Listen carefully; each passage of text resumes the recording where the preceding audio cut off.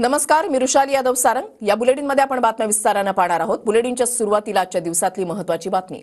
संतोष देशमुख हत्या प्रकरणी आज बीडमध्ये मूकमोर्चा निघतोय। सर्व संघटना आणि सर्वपक्षीय नेते आज रस्त्यावर उतरणार आहेत। डॉक्टर बाबासाहेब आंबेडकर चौकातून निघणारा मोर्चा जिल्हाधिकारी कार्यालयावर धडकणार आहे। संतोष देशमुखांचे भाऊ धनंजय देशमुख आणि संतोष देशमुखांची मुलगी मोर्चासाठी रवाना झालेले आहेत।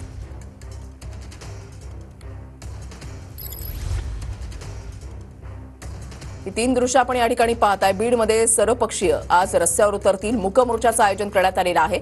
मस्साजोग गाव आज पूर्णपणे बंद राहणार आहे। बीडमधील सर्व शाळा, कॉलेज आणि बाजारपेठा बंद ठेवण्याचा निर्णय घेण्यात आलेला आहे आणि आज सकाळपासूनच या ठिकाणी बाजारपेठा ज्या आहेत त्या बंद असल्याचं पाहायला मिळतंय। दुकानं बंद आहेत, तर देशमुख कुटुंब या मोर्चासाठी आता रवाना झालेले आहेत। संतोष देशमुख यांचे बंधू धनंजय देशमुख आणि संतोष देशमुखांची कन्या, त्यांची मुलगी वैभवी देशमुख आता या मोर्चासाठी रवाना झालेले आहेत।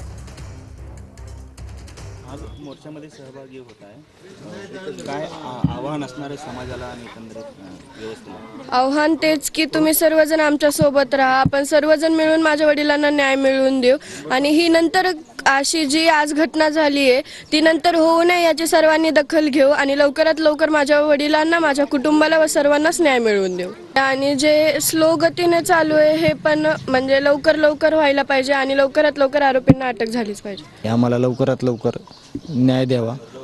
आमच्या कुटुंबासोबत जे अन्याय झालाय, जे आमचं कुटुंब पीडित झालंय, जे क्रूरपणे माझ्या भावाला संपवलंय, त्या सर्व आरोपीला फाशीची शिक्षा द्यावी या मागणीसाठी आम्ही सर्व कुटुंब सगळ्या समाजासोबत मोर्चासाठी जातो। दत्ता कनवाटे आमचे प्रतिनिधी आमच्या सोबत आहेत। दत्ता, डॉक्टर बाबासाहेब आंबेडकर चौकातून हा मोर्चा निघणार आहे, तो थेट जिल्हाधिकारी कार्यालयावर धडकणार आहे। या मोर्चाची तयारी कशा पद्धतीने करण्यात आलेली आहे? पोलिसांचा बंदोबस्त कसा आहे?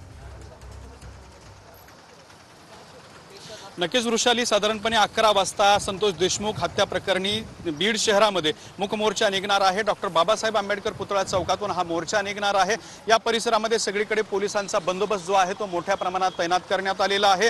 डॉक्टर बाबासाहेब आंबेडकर पुतळ्यापासून छत्रपती शिवाजी महाराजांचा पुतळा आणि त्यानंतर जिल्हाधिकारी कार्यालयावरती हा जो मोर्चा आहे तो धडकणार आहे। या मोर्चामध्ये हजारो लोक सहभागी होणार आहेत, त्याचबरोबर राजकीय पदाधिकारी सुद्धा सहभागी असणार आहेत। या मोर्चाचा मार्ग जो आहे तो डॉक्टर बाबासाहेब आंबेडकर पुतळा, अण्णाभाऊ साठे पुतळा, छत्रपती शिवाजी महाराज पुतळा ते जिल्हाधिकारी कार्यालय असा असणार आहे। आणि या ठिकाणी या संपूर्ण मार्गावरती पोलिसांचा बंदोबस्त लावण्यात आलेला आहे। आपण जर बघितलं तर या मोर्चासाठी तब्बल 700 पोलिसांचा बंदोबस्त असणार आहे, ज्यामध्ये 400 पोलीस कर्मचारी असणार आहेत, 2 दंग कापू पथक अर्थात त्यांचे 200 जवान असणार आहेत, SRPFच्या 2 कंपन्या अर्थात ते सुद्धा 200 जवान असणार आहेत, जवळपास 45 अधिकारी, 1 SP, 2 DYSP आणि त्याचबरोबर इतर सुद्धा वरिष्ठ अधिकाऱ्यांचा मोठा बंदोबस्त या मोर्चासाठी लावण्यात आलेला आहे। आता 2 ते 2.5 तासामध्ये या मोर्चाला सुरुवात होईल। 10 वाजल्यापासून या ठिकाणी मोठ्या संख्येने लोक जमायला सुरुवात होणार आहेत।